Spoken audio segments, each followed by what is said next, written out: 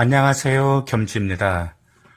오늘은 역사의 흐름을 바꿔놓은 날씨에 관해서 이야기해 볼게요.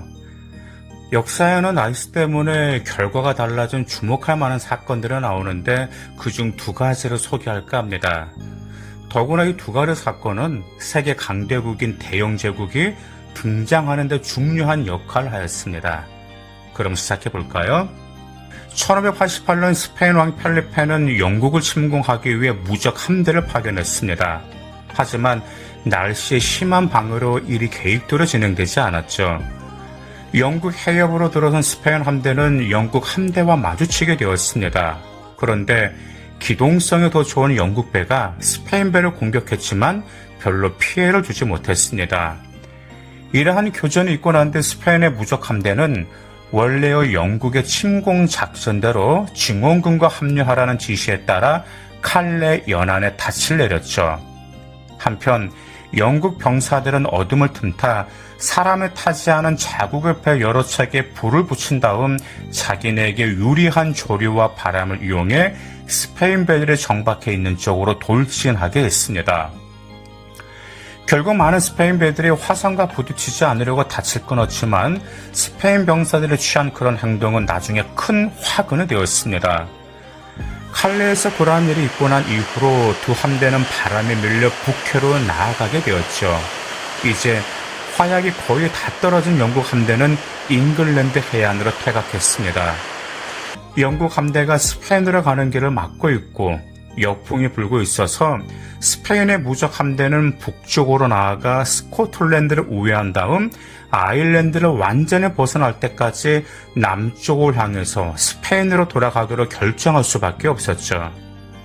당시 스페인 함대는 식량과 식수도 심각할 정도로 부족하였고 손상된 배에는 많은 부상자와 비타민C가 부족해 발발하는 괴혈병이 시달리는 사람들이 타고 있었습니다.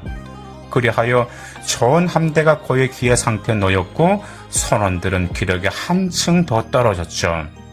설상가상으로 함대가 스코틀랜드를 우회하고 나자 대서양의 폭풍이 맹렬하게 불어닥쳐 많은 배가 아일랜드 해안으로 밀려갔습니다. 보통 그럴 때 쓰는 방어책은 닻을 내리고 순풍이 불 때까지 기다리는 것이죠. 하지만 전의 화성과 부딪히지 않으려고 많은 배가 이미 닻을 끊었기 때문에 26척의 스페인 배가 아일랜드 해안에서 난파되었고 5,000명에서 6,000명 가량의 목숨을 잃었습니다. 무적 함대가 스페인으로 돌아왔을 때는 이미 목숨을 잃은 사람이 거의 2만 명이나 되었습니다. 사람과 배를 많이 잃게 한 결정적인 요인으로 무엇보다 날씨를 꼽을 수 있겠죠. 네덜란드 사람들도 그렇게 생각한 것 같습니다. 나중에 스페인 무적 함대의 몰락을 기념하기 위해 네덜란드 사람들이 제작한 메달을 보면 자연재해에 대한 책임이 하나님에게 있다는 일반인들의 믿음을 반영하는 문구까지 새겼죠. 자, 다음 두 번째 사건은 바로 워털루 전투입니다.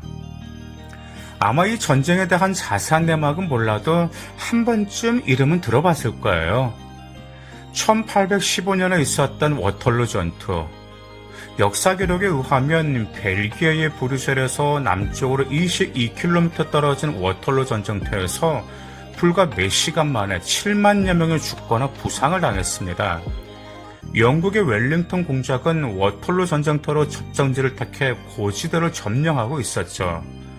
나폴레옹의 프랑스 군대가 웰링턴의 군대보다 수적으로 우세했지만 밤이 되면 군대가 웰링턴에게 가세하게 되어 있었기 때문에 나폴레옹은 해가 지기 전에 적을 물리쳐야 했습니다. 그런데 또다시 날씨가 방해가 되었습니다.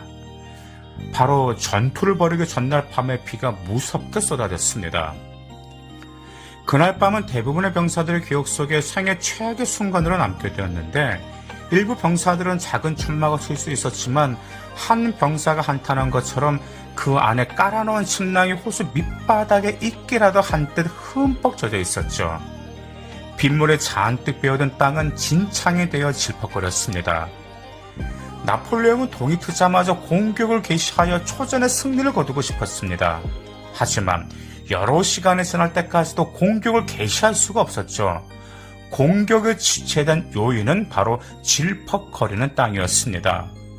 전투를 시작하려면 땅이 어느 정도 말라 있어야 했죠. 진창이 된 땅은 또한 나폴레옹이 즐겨 쓰던 대포의 위력을 떨어뜨렸습니다. 첫째로 진창 속에서 무거운 대포를 끌고 다니기가 쉽지 않아 상대를 공격할 수 있는 범위가 줄어들었죠.